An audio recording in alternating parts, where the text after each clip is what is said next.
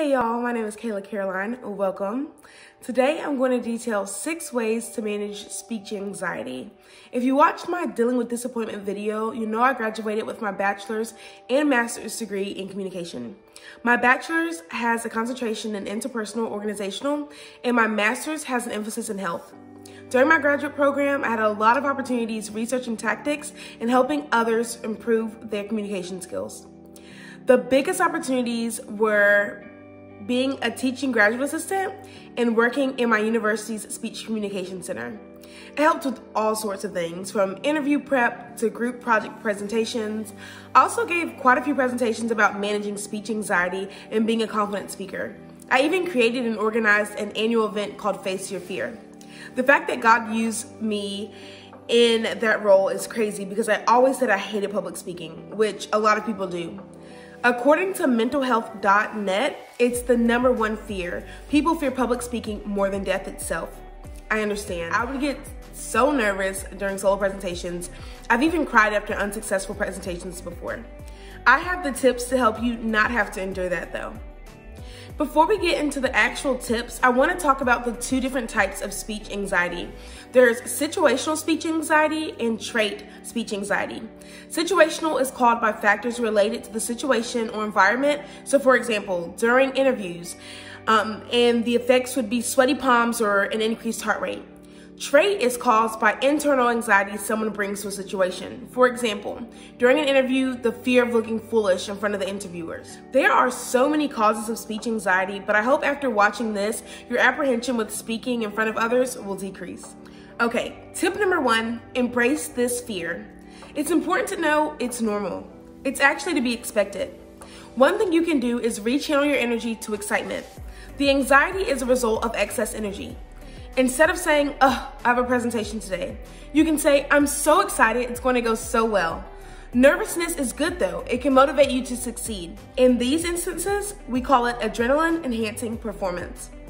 Tip #2, build your confidence. You can start by dressing professionally.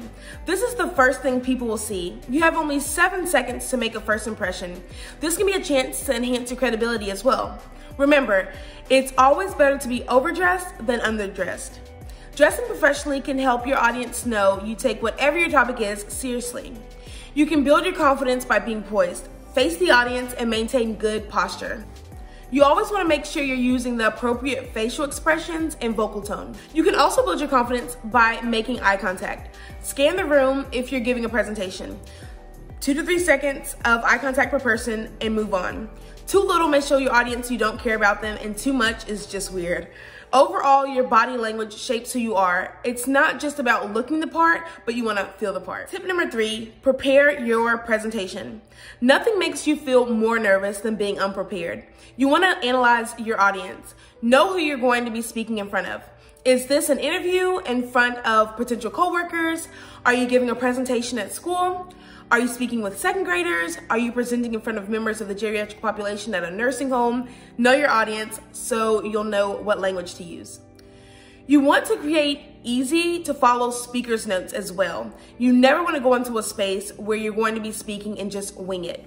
That's a recipe for disaster. Something that's overlooked is practicing. I would say go over your presentation at least 10 to 15 times. Another thing you can do to prepare is give yourself plenty of time to arrive at the presentation location, set up, and test any equipment you may need. You may also want to warm up your voice when you arrive. You can read something aloud, varying your rate and volume. This may seem silly, but you'd be surprised the difference it can make. Tip #4, plan your introduction. I'd suggest writing out 1 to 2 sentences of your introduction. This can help give you a kickstart to your presentation when anxiety is trying to take over.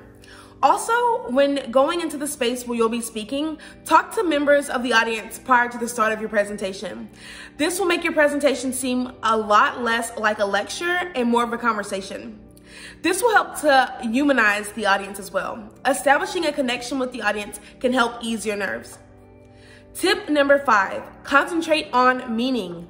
The audience is not there to judge you. They are there for the content. Even during an interview, they're not there hoping you'll choke up and forget why you'd be a good fit for the company. Focus on effectively delivering whatever information you're presenting. Ultimately, you're the expert during the presentation. Tip number 6, practice positive imagery and deep breathing. This is the tip I never forget, especially the day of the presentation. These tools are very useful when it comes to managing speech anxiety. Positive imagery is when you visualize a detailed image of yourself effectively delivering your presentation from beginning to end. You may have to keep rehearsing the presentation in your visualization until you achieve your intended outcome. Please note, this does not take the place of actually rehearsing your presentation. Deep breathing is a technique used to lower your heart rate and give you a sense of calmness. You can practice this by breathing through your nose, holding it a while, and then slowly exhaling through your mouth. Let's try it.